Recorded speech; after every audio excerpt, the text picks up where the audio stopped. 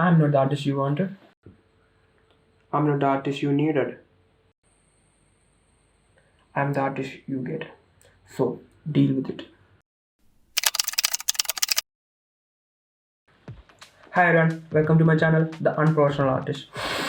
As the name suggests, ഞാൻ ഒരു professional artist അല്ല. നിങ്ങളുടെ മുമ്പിൽ കാണിക്കാനായിട്ട് എനിക്ക് ഞാൻ ചെയ്ത പ്രോജക്റ്റുകളോ അല്ലെങ്കിൽ ഫിനിഷ്ഡ് ആർട്ട് പീസോ ഒന്നുമില്ല. എന്നാൽ എനിക്കൊരു ഓർഡിനറി പേഴ്സണേക്കാൾ നന്നായി വരയ്ക്കാനുള്ള സ്കില്ലുണ്ട്. ചിലപ്പോൾ ഞാൻ നിങ്ങളെക്കാൾ നന്നായി വരച്ചേക്കാം. അപ്പം നിങ്ങൾക്കറിയാം ഇവൻ അത്ര വലിയ ആർട്ടിസ്റ്റ് ആണെന്ന്. See for yourself. So നിങ്ങൾക്ക് ഇതുപോലെ വരയ്ക്കാനുള്ള സ്കിൽസ് ഡെവലപ്പ് ചെയ്യണമെങ്കിൽ ജസ്റ്റ് ഫോളോ മൈ ട്യൂട്ടോറിയൽസ്.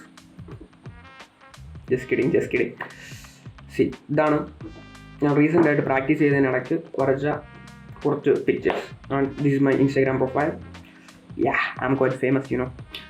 അത് ഇത്രയും ഫോളോവേഴ്സൊക്കെ ഉള്ള ഒരു വലിയൊരു ആർട്ടിസ്റ്റാണ് ഞാൻ ഇൻസ്റ്റാഗ്രാമിൽ ഇട്ടേക്കുന്ന ട്രഡീഷണൽ ആർട്സാണ്. പക്ഷേ ഞാൻ ഇപ്പോൾ പഠിച്ചുകൊണ്ടിരിക്കുന്ന ഡിജിറ്റലി വരയ്ക്കാനായിട്ടാണ്. ഞാനിപ്പം ഇതിനകത്ത് യൂസ് ചെയ്യുന്ന a pad and a pen, drawing on a laptop.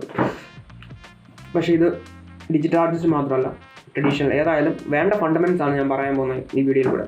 വേണ്ടവർക്കാണ്, വേണ്ടാത്തവർ വേണ്ട. Okay. So the main question is why. ഞാൻ എന്തിനാണ് ഈ ചാനൽ തുടങ്ങിയത്? പ്രധാനമായിട്ട് 2 കാരണമുണ്ട്. Let me tell you the second thing first. Okay. ഞാൻ ഡീപ്പായിട്ട് റിസർച്ച് നടത്തി. Anatomy art tutorial Malayalam. I couldn't find any. So, why not me? എന്തുകൊണ്ട് എനിക്ക് തുടങ്ങിക്കൂടാ? ആദ്യത്തെ കാര്യം രണ്ടാമത് പറയാം. Teaching is the best way to learn ആണല്ലോ. അതായത് നന്നായി പഠിക്കണമെങ്കിൽ മറ്റൊരാളെ പഠിപ്പിച്ചാൽ മതി. കാരണം നമ്മളപ്പം തറവായിട്ട് നമ്മൾ പഠിച്ചെങ്കിൽ മാത്രം മറ്റൊരാൾക്ക് പറഞ്ഞു കൊടുക്കാൻ പറ്റത്തുള്ളൂ. I am a selfish artist you know. So ഞാൻ ഇതുവരെ പഠിച്ചിട്ടുള്ള കാര്യങ്ങളെല്ലാം ഞാൻ ഒന്നുകൂടെ റിവിഷൻ ചെയ്ത് ഒന്നുകൂടെ മനഃപ്പാടമാക്കി കറക്റ്റായിട്ട് പഠിച്ചാൽ മാത്രമേ എനിക്ക് മറ്റൊരാൾക്ക് പറഞ്ഞു കൊടുക്കാൻ പറ്റത്തുള്ളൂ. That's the main point. I have to push my limits and how to make a video, how to be more productive and push my limits. അതാണ് മെയിൻ കാരണം. സോ ഇതിനകത്ത് യു ക്യാൻ സേ കള്ളത്തിനൊന്നും കാണിക്കേണ്ട കാര്യമില്ല.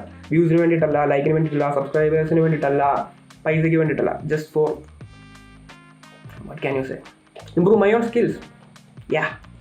സോ ഇത് കാണേണ്ടവർക്ക് കാണാം. ഇതിനകത്ത് pure content മാത്രമേ കാണത്തുള്ളൂ. What we will B covering in this channel. Okay. ഈ ചാനൽ വീഡിയോയിൽ കൂടെ നമ്മൾ എന്താണ് ഞാൻ എന്താണ് നിങ്ങളിലോട്ട് എത്തിക്കാൻ ശ്രമിക്കുന്നതെന്ന് വെച്ചാൽ, അല്ലെ എന്നിലോട്ട് തന്നെ എത്തിക്കാൻ ശ്രമിക്കുന്നതെന്ന് വെച്ചാൽ, Loomis method, Reilly method, hatching, cross hatching, shading, കണ്ണെങ്ങനെ പെട്ടെന്ന് വരയ്ക്കാം, ഇതൊന്നുമല്ല. We will be focusing on anatomy, plane, structure and etcetera. Okay. എല്ലാവരും ചെയ്യുന്ന കാര്യമല്ലേ Reilly, Loomis, shading. I will be bringing you something new. Okay. ഒരു പടം വരയ്ക്കാൻ ആർക്കാൻ പറ്റും. പക്ഷേ അത് ഒരു റിയലിസ്റ്റിക് ആയിട്ട് അല്ലെങ്കിൽ ഒരു അപ്പീലിംഗ് ആയിട്ട് വരയ്ക്കണമെങ്കിൽ നമ്മൾ അതിൻ്റെ അനാട്ടമി അറിഞ്ഞിരിക്കണം. അതിൻ്റെ അതായത് ഒരു സ്കിന്നിനടിയിൽ എന്താണ് നടക്കുന്നത് അല്ലെങ്കിൽ മസിൽസ് എന്താണ് സംഭവിക്കുന്നത് അറിഞ്ഞിരുന്നാൽ മാത്രമേ നമുക്കൊരു പടം എഫക്റ്റീവായിട്ട് വരച്ച് മറ്റൊരാളെ എത്തിക്കാൻ പറ്റത്തുള്ളൂ. അപ്പം അതുള്ള കാര്യങ്ങളാണ് ഞാൻ പറയാൻ പോകുന്നത്. പക്ഷെ തൽക്കാലം ഞാൻ ഇപ്പോൾ ഇതിനകത്ത് പെയിൻറ്റിങ്ങിനെ പറ്റി പറയുന്നില്ല. കാരണം ഞാൻ പെയിൻറ്റിങ്ങിലൊരു മാസ്റ്റർ അല്ല. എനിക്ക് പെയിൻറ്റ് ചെയ്യാൻ പറ്റുമെന്ന് വെച്ചാൽ പറ്റും, ക്യാൻ സി. ബട്ട് അത് ഒരു മാസ്റ്റർ വരച്ച പോലെ അതില്ല. അല്ലെങ്കിൽ മാർക്കോ ബുക്കി വരയ്ക്കുന്ന പോലെയോ അല്ലെ ലൂയിഷ് ബേബി വരയ്ക്കുന്ന പോലെയോ അല്ലെ എന്താണ് രവി വർമ്മ വരയ്ക്കുന്ന പോലെ. അതുപോലെ എനിക്ക് മാസ്റ്ററായിട്ട് എനിക്കൊരു അതിന് മാത്രമുള്ള ഡെപ്തിലോട്ട് ഞാൻ പഠിച്ചിട്ടുമില്ല. അപ്പം ഞാൻ ഇവിടെ ചെയ്യുന്നത് എന്താണെന്ന് വെച്ചാൽ, 1ാം ക്ലാസ്സിൽ പഠിച്ചിട്ട് 2ാം ക്ലാസ്സിലോട്ട് കയറിയ ഒരാൾ 1ാം ക്ലാസ്സിലെ കുട്ടിക്ക് ട്യൂഷൻ എടുക്കുന്ന കാര്യമാണ്. Unless you study in first standard. അപ്പം നിങ്ങൾ 1ാം ക്ലാസ്സിൽ പോയിട്ട് എന്നെ പോലെ പഠിക്കാതിരുന്ന 2ാം ക്ലാസ്സിൽ കയറി ട്യൂഷൻ എടുക്കാൻ പറ്റില്ല. അത് മനസ്സിലാക്കണം. Okay. So let's gear up and jump into the video.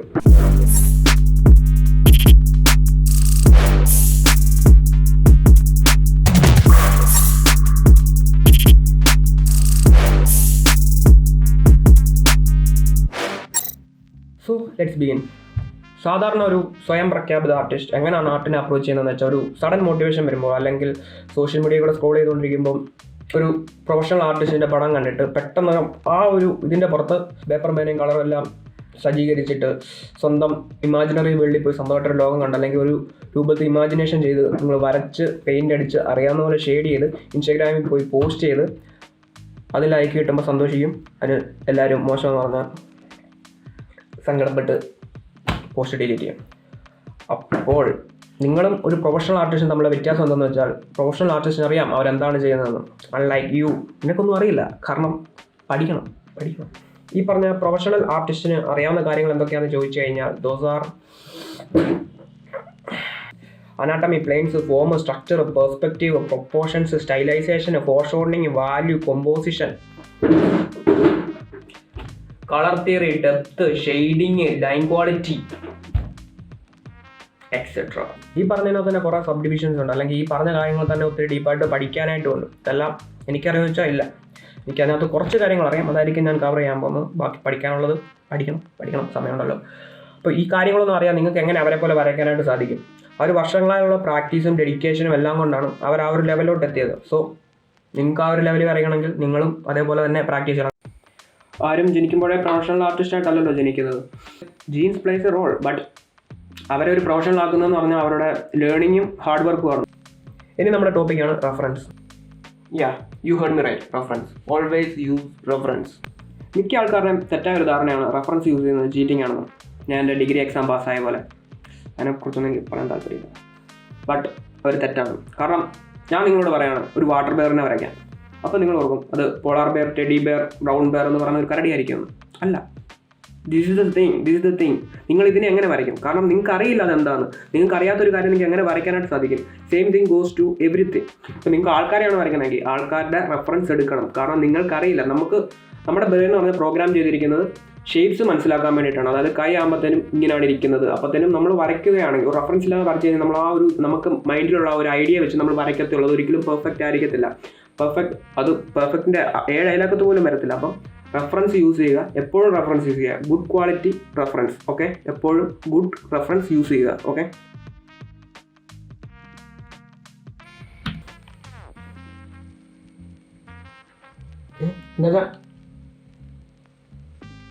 മോശം ഫോട്ടോ പഠിക്കാൻ വരച്ച് പഠിക്കാനായിട്ട് റെഫറൻസ് യൂസ് ചെയ്യുന്നതുകൊണ്ട് കുറച്ച് ഗുണങ്ങളുമുണ്ട്. ഇപ്പം റെഫറൻസ് യൂസ് ചെയ്യാൻ മറക്കല്ലേ. എപ്പോൾ വരച്ചാലും, ഇപ്പോൾ പ്രൊഫഷണൽ ആർട്ടിസ്റ്റ് ആണെങ്കിലും അവർ എപ്പോഴും റെഫറൻസ് യൂസ് ചെയ്ത് മാത്രമേ വരയ്ക്കത്തുള്ളൂ. അപ്പം നിങ്ങളും റെഫറൻസ് യൂസ് ചെയ്യുക. ഏത് പടം വരച്ചാലും എപ്പോഴും റെഫറൻസ് യൂസ് ചെയ്യുക. അല്ലെങ്കിൽ നിങ്ങൾ ആ ഒരു സ്റ്റേജ്, അതായത് തന്നെ വരയ്ക്കാൻ, ഇമാജിനേഷനിൽ വരയ്ക്കാനുള്ള സ്റ്റേജ് എത്തുന്നത് വരെ റെഫറൻസ് യൂസ് ചെയ്യുക. It's A must. പിന്നെ എല്ലാ ആർട്ടിസ്റ്റും പറയുന്ന ഒരു കാര്യമുണ്ട്, ആർട്ടിസ്റ്റ് ആണെന്നില്ല എല്ലാവരും പറയുന്ന കാര്യമുണ്ട്, പ്രാക്ടീസ് മേക്സ് പെർഫെക്റ്റ്. അതായത് പ്രാക്ടീസ് ചെയ്യുക, നിങ്ങളുടെ സ്കിൽ ഇമ്പ്രൂവ് ആകുന്നു. ഒരിക്കലുമില്ല. പ്രാക്ടീസ് മാത്രം കൊണ്ട് നിങ്ങൾ എങ്ങും എത്താൻ പോകുന്നില്ല. കാരണം പ്രാക്ടീസിൻ്റെ കൂടെ അതേ പ്രാധാന്യത്തിൽ വേണ്ടൊരു കാര്യമാണ് നോളജ്, അറിവ്. ഇപ്പം പ്രാക്ടീസിനേക്കാൾ ഒരുപടി മേളിൽ വേണ്ടൊരു കാര്യമാണ് നോളജ്. അറിവും കൂടെ ഉണ്ടെങ്കിൽ മാത്രമേ, അല്ലെങ്കിൽ അത് ഇപ്പോൾ ഏത് മേഖലയാണെങ്കിലും പ്രാക്ടീസ് മാത്രം കൊണ്ട് എങ്ങും എത്തില്ല. നിങ്ങൾക്ക് ഒരു ജീവിതകാലം മൊത്തം വരച്ചുകൊണ്ടോ അല്ലെങ്കിൽ ഇപ്പോൾ എഡിറ്റിംഗ് ആണ് എഡിറ്റ് ചെയ്തുകൊണ്ടിരിക്കാം, പക്ഷെ നമുക്കത് പറഞ്ഞു തരാൻ ആൾ കാണും. എന്താണ് പഠിക്കണമെന്ന് അറിയണം, അല്ലെങ്കിൽ എന്തിലാണ് പ്രാക്ടീസ് ചെയ്യേണ്ടതെന്ന് അറിയാം, എന്താണ് പ്രാക്ടീസ് ചെയ്യേണ്ടതെന്ന് അറിയണം. എങ്കിൽ മാത്രമേ നമുക്ക് ഇമ്പ്രൂവ് ആവാൻ പറ്റത്തുള്ളൂ. ഇപ്പം ഞാൻ എൻ്റെ കാര്യം തന്നെ പറയാം. ഞാൻ ഡിഗ്രി കഴിഞ്ഞു, ആർട്ടിലോട്ട് തിരിയാൻ തീരുമാനിച്ചു. ബാക്കി എല്ലാവരും കോഴ്സൊക്കെ എടുത്ത് പോയപ്പോൾ ഞാൻ കോഴ്സൊന്നും എടുത്തില്ല. ഞാൻ സെൽഫ് ടോട്ട് ആർട്ടിസ്റ്റായിട്ട് പടം വരച്ച് ജീവിക്കാം, അല്ലെങ്കിൽ വലിയ പടങ്ങൾ വരച്ച്, അല്ലെങ്കിൽ കൺസെപ്റ്റ് ആർട്ടിസ്റ്റ്, ഇല്ലുസ്ട്രേഷൻ, അല്ലെ ക്യാരക്ടർ ഡിസൈനിങ്, അങ്ങനെയുള്ള കാര്യങ്ങൾ ചെയ്യാമെന്ന് വെച്ച് സ്വന്തമായിട്ടൊരു ഡിസിഷൻ എടുത്ത്. എനിക്കൊരു മെൻറ്റോർ ഉണ്ടായിരുന്നു. എനിക്ക് വേണ്ട ഫീഡ്ബാക്കൊക്കെ തന്ന് പറ്റുന്ന പോലെ സഹായമൊക്കെ ചെയ്ത ആളാണ്. അപ്പം അങ്ങനെ ഉണ്ടായിട്ട് ഞാൻ ഒരു വർഷത്തോളം ഞാൻ സീംലെസ്ലി വരച്ചുകൊണ്ടിരിക്കുക. അതായത് വേറെ ഒന്നും ചിന്തിക്കുന്നില്ല, വരയ്ക്കുന്നു, എന്നും രാവിലെ ഒരു 4-5 മണിക്കൂർ ഒന്ന് വരയ്ക്കുന്നു. പക്ഷേ ഇമ്പ്രൂവ് ആവുന്നില്ല, എൻ്റെ ആർട്ട് ഇമ്പ്രൂവ് ആവുന്നില്ല. അതെനിക്ക് ഫീൽ ചെയ്യുന്നുണ്ടായിരുന്നു. പലപ്പോഴും ഇമ്പ്രൂവ് ആവാതെ നമ്മൾ ഭയങ്കര ഫ്രസ്ട്രേറ്റഡ് ആയിട്ട് എന്തുകൊണ്ട് ഇമ്പ്രൂവ് ആവുന്നില്ല, ഇനി ഞാൻ ഒരിക്കലും എത്തില്ലേ, കാരണം ഞാൻ അടുത്തൊരു റിസ്ക്കാണ്. പക്ഷേ ഞാൻ പ്രതീക്ഷ കൈവിട്ടില്ല.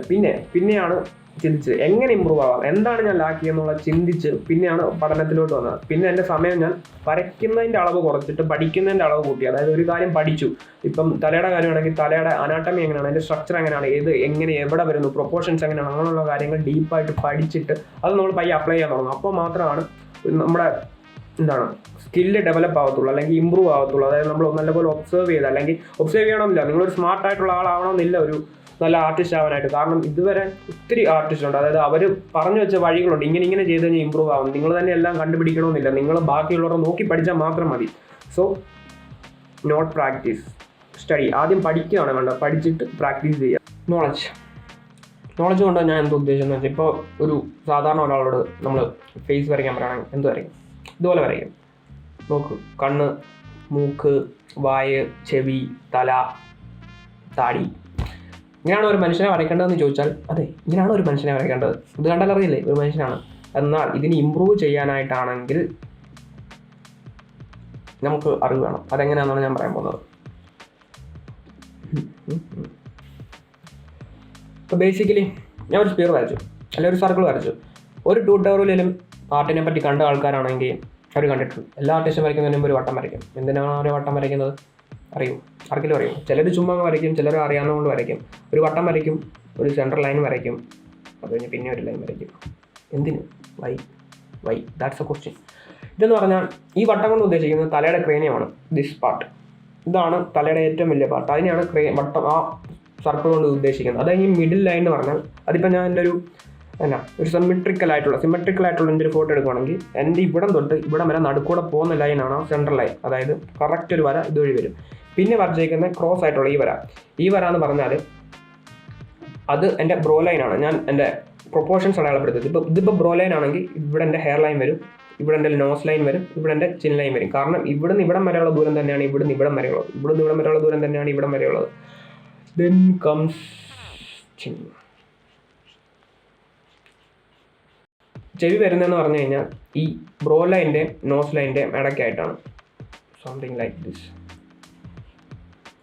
ഓക്കെ, ഇതിനിടയ്ക്കാണ് ഇത് വരുന്നത്. പിന്നെ നമുക്ക് മൂക്കിൻ്റെ ബേസിക് ഷേപ്പ് ഇങ്ങനെയാണെന്ന് വെച്ചോ.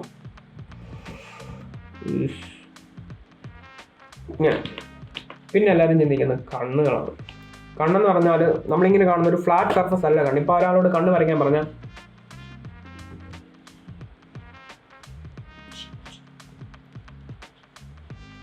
This could be the ice.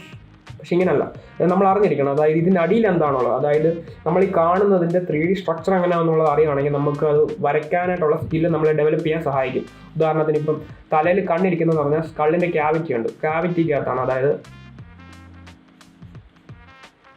ഇതാണ് സ്കള്ളിൻ്റെ ക്യാവിറ്റി. ഓക്കെ, ഇപ്പം മൂക്കിൻ്റെ ആണെങ്കിൽ ഇവിടെ ഒരു ഇതാണ്, മറ്റേ പ്രേതപ്പടത്തിലൊക്കെ കാണുന്ന പോലെ.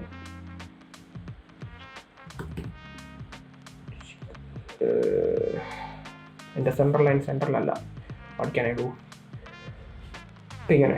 ഇപ്പം ഈ ക്യാവിറ്റിക്കകത്ത് ഒരു സ്ഫെറിക്കൽ ഷേപ്പിലാണ് ഐ ഇരിക്കുന്നത്. ഓക്കെ, ഇതാണ് കണ്ണ്. ഈ സ്ഫിയർ, അതായത് കറക്റ്റ് ഇതിനകത്ത് ഫിറ്റ് ആയിട്ടിരിക്കുന്ന ഒരു ഭാഗമാണ് ഇത്. ഇവിടെ ഇച്ചിരി പ്രൊജക്ഷൻ ഉണ്ട്, അതായത് തലയുടെ ഒരു പ്രൊജക്ഷൻ ഉണ്ട് ഈ ഭാഗത്ത്. അപ്പം ഈ കണ്ണെന്ന് പറഞ്ഞാൽ കണ്ണിനെ കവർ ചെയ്തുകൊണ്ട് വരുന്ന ഈ ഇത് പോള ഇവിടെ ടിയർ ഡക്റ്റിൽ തുടങ്ങിയിട്ട് ഇതിനെ കവർ ചെയ്ത് ഇങ്ങനെ വരുന്നു. കവർ ചെയ്ത് 1 പ്ലെയിൻ, 2 പ്ലെയിൻ, 3 പ്ലെയിൻ. കണ്ണിനെ നമുക്ക് 3 പ്ലെയിനായിട്ട് തിരിക്കാം. അത് കഴിഞ്ഞ് താഴത്തെ 1, 2. ഇതാണ് അത്. ഇതിനകത്ത് നമ്മൾ കാണുന്ന വെളിയിലുള്ള ഭാഗം മാത്രമാണ്, എന്ന് വെച്ചാൽ അതിന് ഉള്ളിലുള്ളത് ഇല്ല എന്നല്ല. അപ്പോൾ അത് കഴിഞ്ഞിട്ടാണ് പിരികം വരുന്നത്. പിരികം ഇവിടുന്ന് ഇങ്ങനെ വന്ന് അത് കഴിഞ്ഞ്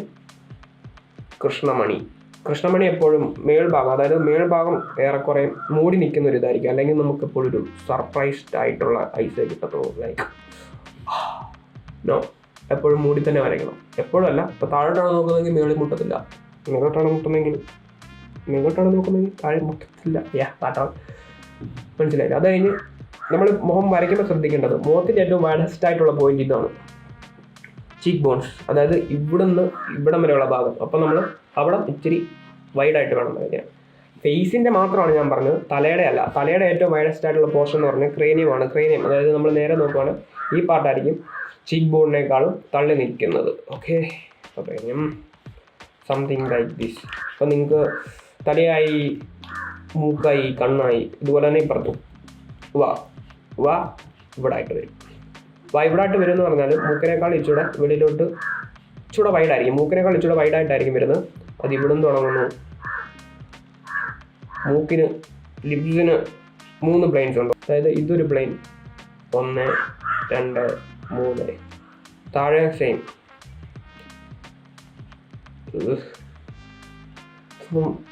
ജസ്റ്റ് കാണിച്ചു തരാൻ വേണ്ടി വരയ്ക്കുന്ന റഫ് സ്കെച്ചസ് ആണ്. ഓക്കെ, 1, 2, 3. സോ ഇതിനകത്ത് നമുക്ക് അറിയാവുന്ന കാര്യങ്ങളൊക്കെ ഏറ്റവും വലുതാണ്. ചീക്ക് ബോൺ മുഖത്തിൻ്റെ ഏറ്റവും വലിയ വൈഡസ്റ്റ് പാർട്ടാണ്. കണ്ണ് സ്ഫിയറാണ്. കണ്ണിൻ്റെ മണ്ടയിൽ കൂടെ ഇങ്ങനെ നമ്മൾ റൗണ്ടി വരാൻ, അതായത് ഇപ്പോൾ സൈഡിൽ നിന്നാണെങ്കിൽ ഇത് കണ്ണാണെന്ന് വെക്കുക. കണ്ണ് ഇഷ്ടപ്പെട്ടില്ല. ഓക്കെ, ഇത് കുഴപ്പമില്ല.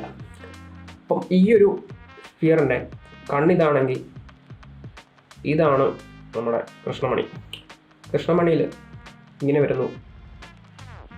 ഇതിനെ മൂടിക്കൊണ്ടാണ്, ഇച്ചിരി കട്ടിയുണ്ട് അതിൽ. കണ്ണിന് ഇവിടെ തള്ളിയാണ് നിൽക്കുന്നത്. പ്രൊട്ടക്റ്റ് ചെയ്യേണ്ട ഒരു കാര്യമാണല്ലോ അത്. അപ്പം അത് അടിഭാഗം ഇങ്ങനെ ഈ കാര്യം നമ്മൾ അറിഞ്ഞിരിക്കണം. ഇപ്പം ചെരിയാണെങ്കിൽ നേരെ നിൽക്കുമ്പോൾ ദിസ് ഇസ് സ്പിയർ, ഇതാണ് കൃഷ്ണമണി, ഇവിടെ നിന്ന് മറ്റേ ടിയർ ഡക്റ്റ്, കണ്ണിൻ്റെ മറ്റേ സംഭവം, weird looking thing over here. പിന്നെ first plane, second plane, third plane. Okay, ഇത് ടിയർ ഡക്റ്റ്, താഴത്തെ 2 പ്ലെയിൻ. പിന്നെ പിരികം ഇങ്ങനെ. പിന്നെ അതിനകത്ത് iris, highlight, shadows. So knowledge വേണം. പക്ഷേ നോളജ് ഗെയിൻ ചെയ്യാനായിട്ട് നിങ്ങൾ ആദ്യം ചെയ്യേണ്ടത് ഇപ്പോഴത്തെ സ്വന്തം സ്റ്റേറ്റ് അറിയുക. അതായത് എൻ്റെ ആർട്ട് ലെവൽ എന്തുമാത്രമാണ്. ചിലപ്പം അത് ആർട്ട് ലെവൽ എവിടെയാണെന്ന് അറിഞ്ഞിട്ട് വേണം നമ്മൾ എവിടെ നിന്ന് വേണം പഠിക്കാൻ തുടങ്ങാൻ തീരുമാനിക്കാൻ. ഇപ്പം ഫണ്ടമെൻ്റൽസ് എന്ന് പറഞ്ഞു കഴിഞ്ഞാൽ ഞാൻ ഉദ്ദേശിക്കുന്നത് ഇതാണ്. ഇത്രയും കാര്യങ്ങൾ അറിയാമെങ്കിൽ നിങ്ങൾക്ക് നന്നായിട്ട് വരയ്ക്കാനായിട്ട് പറ്റും. പിന്നെ നിങ്ങൾക്ക് നിങ്ങളുടെ ഇമാജിനേഷനിൽ നിന്നോ അല്ലാതെയോ റെഫറൻസ് എടുത്തോ നിങ്ങളുടെ സ്വന്തമായിട്ടുള്ള കോൺസെപ്റ്റ്സോ എന്തും വരയ്ക്കാം. നമുക്ക് ഫസ്റ്റ് ബേസിക്കിൽ നിന്ന് തുടങ്ങാം. ഇന്നിപ്പം ട്യൂട്ടോറിയലായിട്ട് ഫസ്റ്റ് വീഡിയോ. സോ ഞാനിന്ന് പറയാൻ പോകുന്നത് ലൈൻസിനെ പറ്റിയാണ്. സോ ലൈൻസിനെ പറ്റി പറയുകയാണെങ്കിൽ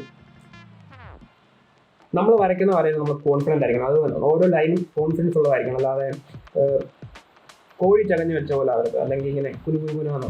എപ്പോഴും നിങ്ങൾ ഉപയോഗിക്കേണ്ടത് ഷോൾഡർ യൂസ് ചെയ്ത് വരയ്ക്കാനായിട്ടാണ്. ഇത് ഇങ്ങനെ ഉപയോഗിക്കുന്നതിനേക്കാളും നല്ലത് ഷോൾഡർ യൂസ് ചെയ്താൽ നിങ്ങൾക്ക് വൈഡ് റേഞ്ച് ഓഫ് മോഷൻ കിട്ടും. കൈ നന്നായിട്ട് ഉപയോഗിക്കാൻ പറ്റുന്നത് ഷോൾഡർ യൂസ് ചെയ്യുക. സ്ട്രെയിറ്റ് ലൈൻ എപ്പോഴും. അല്ലെങ്കിൽ നിങ്ങളൊരു സർക്കിളാണ് വരയ്ക്കുന്നതെങ്കിൽ ഒറ്റ വര, അല്ലാതെ ഇങ്ങനെയല്ല വട്ടം വരയ്ക്കുന്നത്. ഒറ്റ വര കൂട്ടി, അല്ലെങ്കിൽ ഇപ്പോൾ ഒരു സ്ട്രെയിറ്റ് ലൈൻ വരയ്ക്കുക. ഈ പോയിന്റിൽ നിന്ന് ഈ പോയിന്റിലോട്ട് ഒറ്റ വര, അല്ലാതെ ഇങ്ങനെയല്ല കണ്ടത്. ഒരു പോയിന്റിൽ നിന്ന് മറ്റൊരു പോയിന്റിലും കോൺഫിഡൻ്റ് ആയിട്ട് വരയ്ക്കാനായിട്ട് നിങ്ങൾ പഠിച്ചിരിക്കണം. കാരണം എന്താ, നമ്മൾ വലിയ ഭാഗങ്ങൾ വരയ്ക്കുന്നത് അല്ലെങ്കിൽ നല്ല ലൈൻ വരയ്ക്കുമ്പോൾ ഷോൾഡർ യൂസ് ചെയ്യുകയാണെങ്കിൽ ഇത് കിട്ടും. അല്ലെങ്കിൽ പിന്നെ ഡീറ്റെയിലിങ്ങിലോട്ട് പോകുമ്പോഴാണ് നമ്മൾ റിസ്റ്റ് യൂസ് ചെയ്യേണ്ടത്, അല്ലെങ്കിൽ ഈ ഭാഗം ഇങ്ങനെ യൂസ് ചെയ്ത് വരയ്ക്കേണ്ടത്. നിങ്ങളിപ്പം പ്രാക്ടീസിന് ഇരിക്കുന്നതിനോ അല്ലെ അങ്ങനെ ഇരിക്കുന്നതിന് എന്തെങ്കിലും മുമ്പായിട്ട് ഓൾവേസ് ഒരു 5 മിനിറ്റ് അല്ലെ 10 മിനിറ്റ് വട്ടം തന്നെ വരയ്ക്കുക. വട്ടം വരച്ച് പഠിക്കുക. വട്ടം അല്ലെ കുറച്ച് സ്ട്രെയിറ്റ് ലൈൻസ് വരച്ച് പഠിക്കുക. Okay, always use your shoulder. Straight line, sphere, S line, C lines. Okay, അല്ലെങ്കിൽ എസ് കർവ്, സി കർവ്, ഇങ്ങനെ വരയ്ക്കാതെ സ്ട്രെയിറ്റ് ലൈൻ വരയ്ക്കുക. Difference is huge. ഓക്കെ, ഒരു ലൈൻ വരയ്ക്കാൻ നിങ്ങൾക്ക് അറിയാമെങ്കിൽ ജസ്റ്റ് ലൈക്ക് ദിസ് വരയ്ക്കാൻ അറിയാവുന്ന ഒരാളാണെങ്കിൽ അയാൾക്കൊരു പല വരികൾ ചേർത്ത്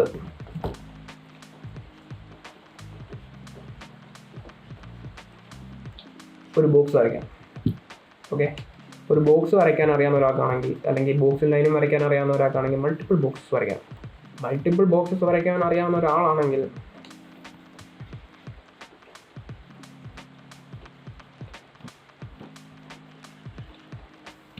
കോംപ്ലക്സ് ഷേപ്സ് വരയ്ക്കാം.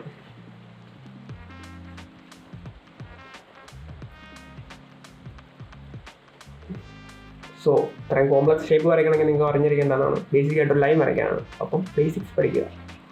സോ നിങ്ങളുടെ ലെവൽ അറിഞ്ഞിട്ട് first learn to draw a line.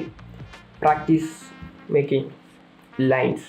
പിന്നെ ബി ഹംബിൾ ആൻഡ് കോൺഫിഡൻറ്റ്. അതായത് നിങ്ങൾ എളിമയുള്ളവരും അതേ സമയത്ത് നിങ്ങളുടെ വരെ കോൺഫിഡൻ്റ് ആയിട്ടുള്ളവരായിരിക്കണം. അതായത് എനിക്ക് നന്നായിട്ട് വരയ്ക്കാൻ പറ്റും എന്നുള്ള കോൺഫിഡൻസും വേണം, എന്നാൽ എനിക്ക് ഒത്തിരി പഠിക്കാനുണ്ടെന്നുള്ള ചിന്തയും വേണം. അതായത് എന്നെക്കാളും മേളി വരയ്ക്കുന്ന ആൾക്കാർ കാണും. നിങ്ങൾ ചിന്തിക്കുവാണെങ്കിൽ ജസ്റ്റ് ലൈക്ക് അഭിജിത്ത് VS, നിങ്ങൾക്ക് അങ്ങനെ ഒരാളെ നോക്കിയിട്ട് ഇത്ര ലെവലിൽ എനിക്ക് എത്തണം എന്ന് ചിന്തിക്കാം. അല്ലെങ്കിൽ നിങ്ങളെക്കാൾ താഴെ നിൽക്കുന്നവർ കാണാം. ഞാൻ നിങ്ങളെങ്ങനെയാണ് കാണുന്നത് അതുപോലെ അങ്ങനെ നോക്കിയിട്ട്, അതായത് നിങ്ങളെക്കാൾ കഴിവില്ലാത്തവർ വരെ ഫീൽഡിൽ നിൽക്കുക, അല്ലെങ്കിൽ വരച്ച് പൈസ ഉണ്ടാക്കുന്നവരുണ്ട്. അപ്പം അവരെ നോക്കിയിട്ട് നിങ്ങൾ ഇൻസ്പയർ ആവുക. കാരണം അവർക്ക് ഇവിടെ നിൽക്കാൻ പറ്റുമെങ്കിൽ നിങ്ങൾക്ക് നിൽക്കാൻ പറ്റും. ഇപ്പം നിങ്ങൾക്ക് അവർക്ക് എന്തെങ്കിലും സഹായം ചെയ്ത് കൊടുക്കാം, പറഞ്ഞു കൊടുക്കുക, നിങ്ങൾ എന്തൊക്കെയാണ് തെറ്റെന്നുള്ളത് പറഞ്ഞു കൊടുക്കാൻ പറ്റും. അങ്ങനെ ചെയ്യുക.